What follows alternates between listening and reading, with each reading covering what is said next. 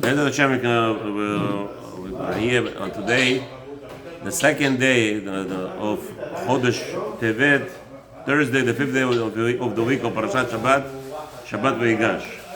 B'shat Muzlacha, we're going to continue in Sefer Yirat HaShem from Rabbi Moshe Ambar, alav shalom, and we're continuing in the Dibur from yesterday of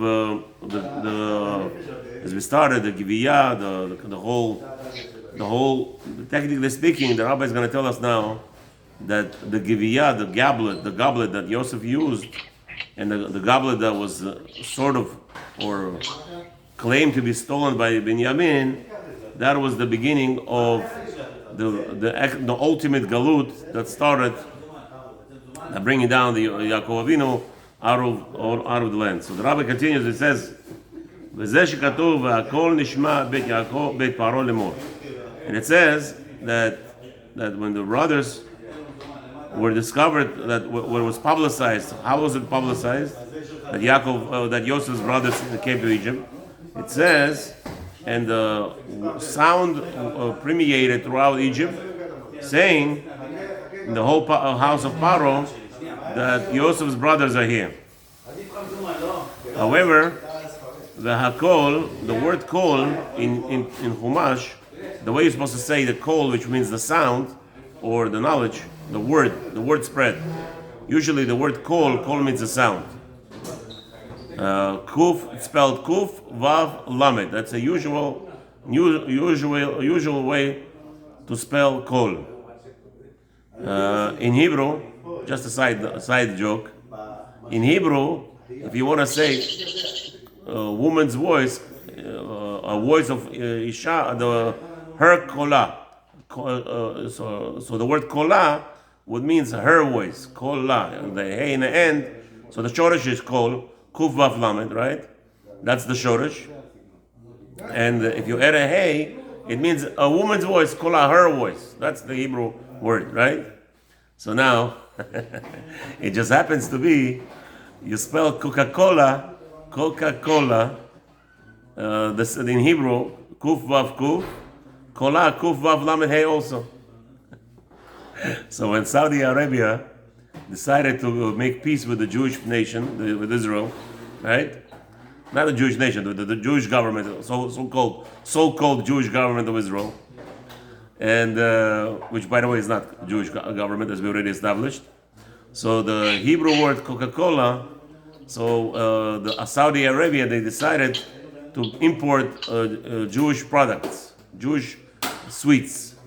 So amongst them was licorice, and licorice comes in many different flavors. So what happened was that the Saudi Arabia has been inundated today with a lot of customers, tourists that speak English. So the products that they market in the stores, they spell in English what's the names. And some of them they decide to translate. So there is a strawberry flavor licorice, and then there is a watermelon flavor, and then there is a cola flavor, Coca-Cola flavor, and then there is a banana flavor, whatever you want, all flavors you want from Israel. So the Saudi Arabia guys use the Google to translate each one of them, right? So they wrote strawberry, and you see all the flavors, and then there was a flavor called cola, which means Coca-Cola flavor, right? But the Saudi Arabia, they used Google to translate. So when they translated the word cola, it means her voice flavor. So Saudi Arabia, they were selling Coca-Cola flavor licorice that translated into English, her voice. Just to say a little thing that just come up recently. But anyway, so the word kola in kol in Hebrew, it's supposed to spell kuf vav lamed. However, when the Torah says v'hakol nishma bet paro, the word kol over there was misspelled specifically by HaShem, and it's spelled kuf lamed. And by the way, it's kedai to mention today because I don't know what's going on in the world, but for some reason we are being inundated with misinterpretation on items, which means basically lying. Today, for some reason, the whole world is misinterpreting or misstating the facts. For instance, The whole world, the Jewish world, we're talking about religious people.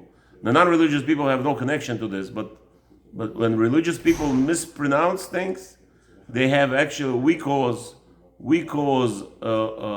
impression on this world. The impression is that if you misstate the facts or misstate something that the Torah talks about, you say a pasuk says something, and really the pasuk is not saying it. Like right here, the pasuk says kol, but it's missing a vav, and there is a reason why the vav is missing, which we'll discuss in a second. But before that, I want to hit something that bothers me a lot, that hurts me a lot, is that sometimes we lie. We as Jews not supposed to lie. We misconstrue words and we state things that are not reality. Why is that happening? The reason why it's happening, I believe, is because we are not meticulous in our own words. When we say things, we're really not saying the truth. And when we're not saying the truth, and I'm talking about it could be a small thing. Well, listen to this. Today, the whole world calls this the 8th day of Hanukkah. They're calling it Zot Hanukkah. And everybody is saying Zot Hanukkah, Zot Hanukkah, Zot Hanukkah. This is the day, Zot Hanukkah. Where are they using this word from? If they would say Ze Yom Hacharon Shel Hanukkah, I understand. If they would say in English, this is the last day of Hanukkah, I understand. But where did you come up with this word Zot Hanukkah? Okay? And that's what bothers me. And I believe this is what bothers HaKadosh Baruch Hu ultimately, because in reality there is no such a word, Zot Hanukkah. There is no such a word, nowhere in the Torah, Zot Hanukkah. So if you're referring to the way that the Torah is mentioning this day, this is the last day we read in the Torah, in the Aliyah of the 8th day, there is words, there is... So what's the source? What's the source for this? What's the source for what? For Zot Hanukkah. Yeah, that's the problem. That's what I'm trying to tackle. What does it mean? What does it mean? Yeah, that's what I'm trying to speak about. What does Zot mean over here? Zot means these. This is the completion of what it was supposed to refer to.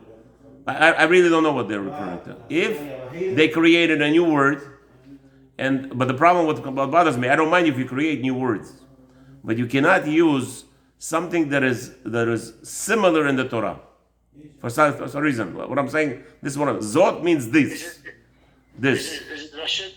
Is it Rashid Avot? No, nothing to do with Rashid Avot. Over here, my problem is that they're using words from the Torah and they're misconstruing it.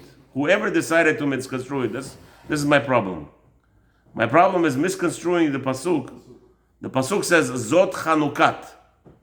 Now, I know it's non-romantic to say Zot Chanukat, so somebody came up with an idea. We're gonna make it more romantic, and we're gonna misstate a pasuk. So we're gonna call this 8th day Zot Chanukah. It's not true. There is no such a date, and we as Jews are not allowed to make our own names for dates. If this is the 8th day of Chanukah, so say last 8th day Chanukah. But when you come up and you say Zot Chanukah, oh, by the way, you know why I say Zot Chanukah? Because it's related to the pasuk that says Zot Chanukat. And the 8th day, the Kriyat Torah is much longer. If you take a notice, it's actually mentioned there twice, Zot Chanukat. It says Zot Chanukat twice in the Kriyat. And I believe it's a reason why HaShem hit it twice. Why you have to hit it twice? If you're telling me this is the establishment of the Mishkan, this is the last day of after the 12 days of the Akrava of the what's his name, of the Nesiim, the 12 days, and we read today the last 12 Nesiim, and then we said Zot Chanukat twice. So Hashem saying Zot Chanukat, Zot Chanukat, Zot Chanukat is the word. And when we as Jews come up with new ideas, new names, and we're creating a new, but we are alluding to the Torah. You see, that's what bothers me here. You took a word Zot Chanukat and you created a new word, Zot Chanukah. And the whole world calls this day Zot Chanukah. Oh, the 8th day. What are you doing? Who gave you permission? Who gave you permission to take away the word and to misconstrue it or misplay the words and you're coming up with a new idea. And in order to be protected, and in order Jews, and I believe this is where if Chas v'Shalom, we as religious Jews, the ones that are playing, by the way, playing with fire, to words of Torah, they don't mean just words. Here, the rabbi, there's not just here, you could see all over, in the whole Shas, the whole Gemara, the tractates, they discuss this whole concept of one letter missing, one letter added, one yud missing, one yud added. Why is it written extra? Why is it written chaser?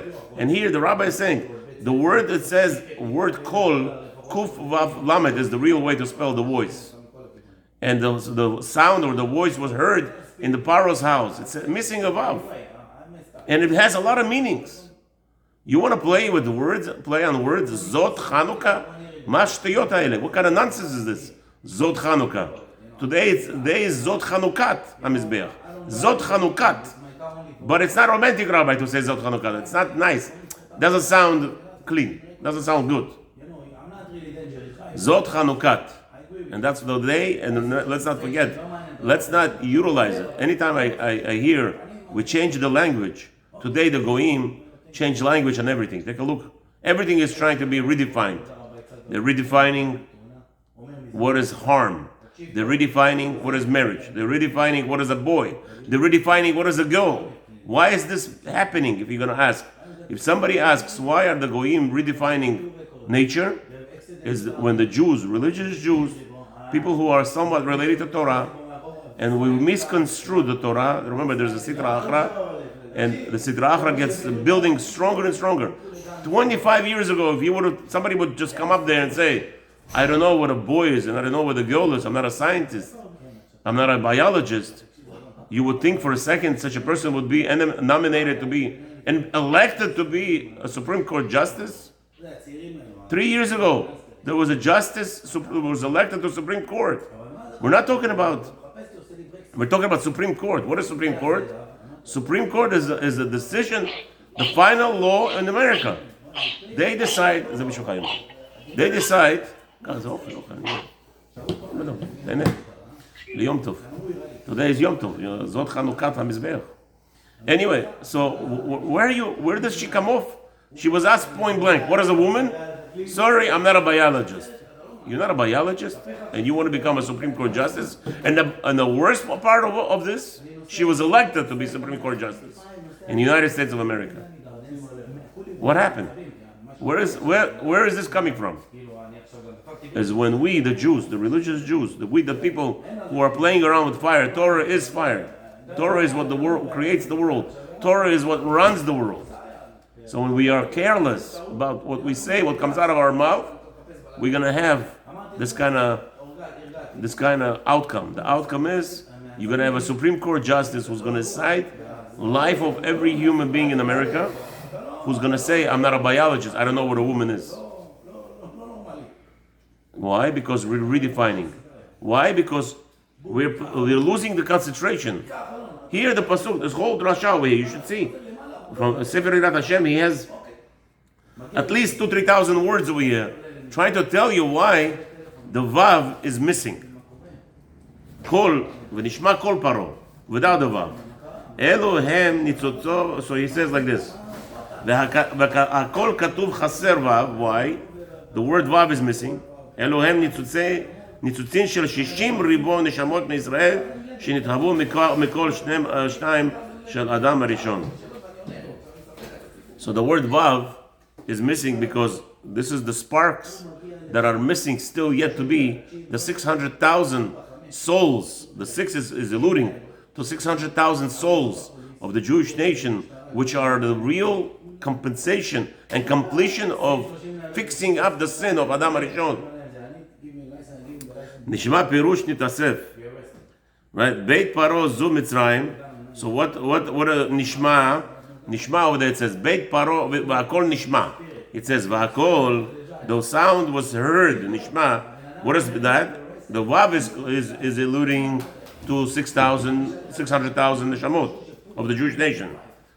What is nishma? Nishma means gathered. In Hebrew, the word was heard, meaning gathering of 600,000. Beit Paro Zo Mitzrayim. What is Beit Paro? This is the house of Egypt. Ba'u Achei Yosef, Hem Ubnehem Ubnei Bnehem Ad Shishim Ribo Neshamot Shel Israel. Meaning that in Egypt, that will be the gathering place of fixing the sin of Adam Rishon. As it's brought down in Chazal, that the time of Matan Torah, what caused all people to get healed? You know that there were people who were missing arms, eyes, anything. If any part of the body was missing at the time of Kabbalat Torah, at Har Sinai, when Hashem spoke to them, Hashem does not speak to impure or incomplete people. So everybody was shalem. Hashem healed everybody. Unlike the Germans, the Germans believed, and today also, you have to be a perfect person. And this was the Greek philosophy also. What was Greek philosophy? They want to bring Mashiach. Greek want to bring Mashiach. Germans, the Hitler wanted to bring Mashiach to this world, the utopia. Remember, they're all dreaming about the utopia of a peaceful world. So what is in their mind? Their mind is, we have to bring perfection into the body, and then Hashem will bring perfection to this world. But that's not true. You see, in Egypt, we came from out of Egypt. People were slaves. What happens to a slave when he doesn't perfectly perform his job? He gets punished. So imagine yourself how many people of the 600,000 Jews staying in the Har Sinai without a leg, without a foot, without a finger, without an eye, without a nose properly, without a ear. They were mutilated by Egyptians. Why were they mutilated by Egyptians? You're going to ask. Very simple. Because according to Goy, in order for Mashiach to come, you have to be perfect. That was the whole Germany. That was the whole Greek analogy. This is what all the Christians are going. Right? The whole concept of Christianity is that if you don't become Christian, we're going to kill you, because they believe Messiah will not come. A Redeemer of this earth will not come until everything is perfect, and that means physically. And the problem is, by us, it's not physically, it's spiritually. So, but by the time when Hashem gave the Torah, every Jew was healed, because yes, Hashem is the king. How can he talk to a nation that is crippled? So Hashem made all 600,000. Every Jew that was there, that was crippled, became like a Adam Rishon. All became pure physically, neshama pure, and body was 100% perfect. They were all perfected. That was the tikkun, and that was Hashem is alluding by Yaakov Avinu coming down to Egypt, and the purpose was to get the 600,000 people, children born over there that will stand by Har Sinai and will be mitakenet ha'olam. And we were mitakenet ha'olam. The world was mitukan, and all was needed. You hear what was needed? Was to wait for the 40th day with Moshe Rabbeinu coming down and presenting the contract to the Jewish nation, and the world will be complete, and the salvation will be to this world.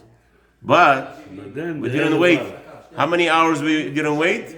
6 hours. Not Erev Rav, Habibi. 6 hours. All we had to wait was 6 hours. The Erev Rav came like Nachash, Satan, and they were doing Menachashim. They were doing the same thing as Nachash did to Chava. 6 hours. All Adam had to wait was 6 hours. The same 6 hours is mentioned here. In the time of Briat HaOlam, 6 hours Adam failed, and here too, 6 hours we were delayed, Moshe Rabbeinu coming down, and in those 6 hours was the whole calamity that caused. And again, the world was thrown back into to do the tikkun. And now we're doing the same thing. Same tikkun, we're trying to accomplish what they did during the time of Matan Torah. והם מתגלגלים ובאים בגלגול בכל דור ודור עד שיתקנו בדור האחרון כולם באחרית הימים.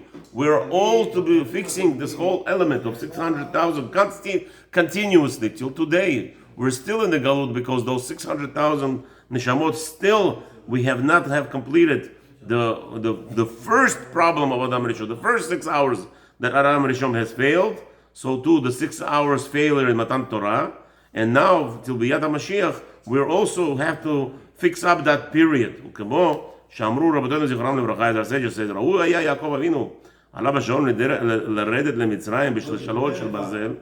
It was befitting, the rabbis tell us, it was befitting for Yaakov Avinu to go down to Egypt with chains of metal. אלא שמזלו גרם וירד בכבוד גדול. However, he came down with great honor.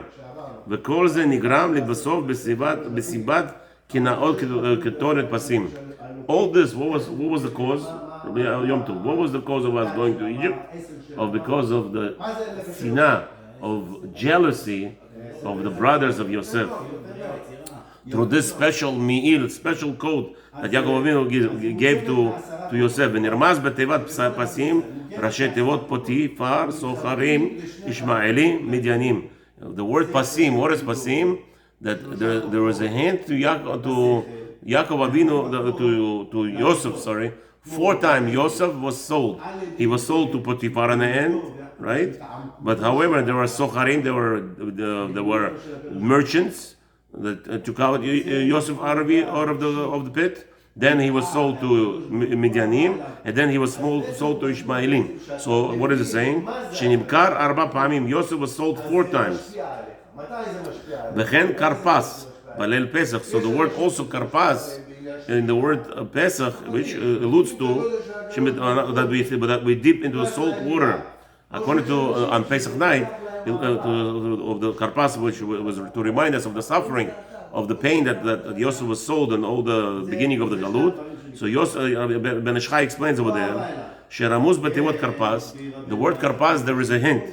Otiyot kar, the first 2 letters of karpas, chaf reish, mikarpas, and sofei tevot mecher. They are the end of the words of sell. In Hebrew, selling is mem, chav reish, the last 2 words. Otiyot pas, mikarpas, the last 2 words of karpas, the words kas, hen, tchilat tevot pasim. They are the beginning of the word of pasim. Zeu zecher lemecherat Yosef beglal kinat achav imenu al kotonot pasim. The whole element of the galut starting was that fact that the brothers were jealous of Yosef HaTzadik. V'chol zehu עלילה וסיבה של אכילת עץ הדעת שגרם הייתה לכל באי העולם ועד גלות ישראל 4 פעמים.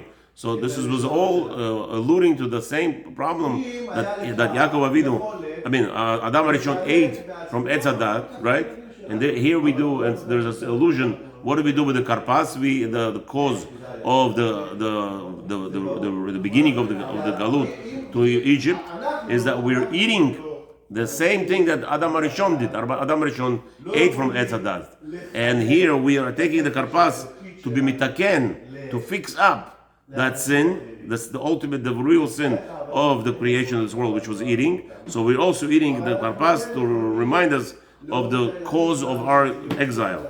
Babel also, what are the, and that also alludes to 4 galuyot, which are Babel, Madai, Yavan, Edom. So the 4 galuyot that the Jewish people went that have been enduring to be mitaken, כמו שנבחר יוסף הצדיק עליו השלום 4 פעמים, just like Yosef was sold 4 times. So too, כמעשה אבות, סימן הבנים. So too, we're Jewish nation going through this whole limud of 4 times galuyot, 4 times exiles. So now, how did we start this whole discussion? From the word giviyah, the goblet. The goblet is the cause that ultimately was the cause why the suffering started with the brothers through a goblet of Yosef. So in it, there are a few things that the rabbi is going to outline, a few things that are hinted in the word gabiyah. Okay, that what? Okay, so he says like this. Gabiyah rashi tevot gimel avot, right? So gabiyah is spelled gimel, which stands for 3. It alludes to 3 fathers, Abraham, Yitzchak, Yaakov. Giviyah has a bet, Yud. What is that? Yud bet Shvatim, 12 Shvatim. Yud bet is 12. Okay, and then there's a Ain. What is Ain? Gematria has 70. Shivim nefesh. With 70 souls we come to Egypt. Sheikar Israel achal begimel avot. The whole beginning of Jewish nation started with 3 fathers. And then we had 12 שבטים, ואחר כך ב-70 נפש ירדו מצרים. And then with 70 souls we came down to Egypt. ואמרו רבותינו זכרם לברכה, לא מת יעקב עד שראה 60 ריבוא מבניו אחריו. יעקב אבינו, imagine this. When they came to Egypt, how many people were there? 70 nefashot. And when Yaakov died 17 years later, according to Chazal, there were already 600,000 Jewish people were born from Yaakov Avinu. Imagine that?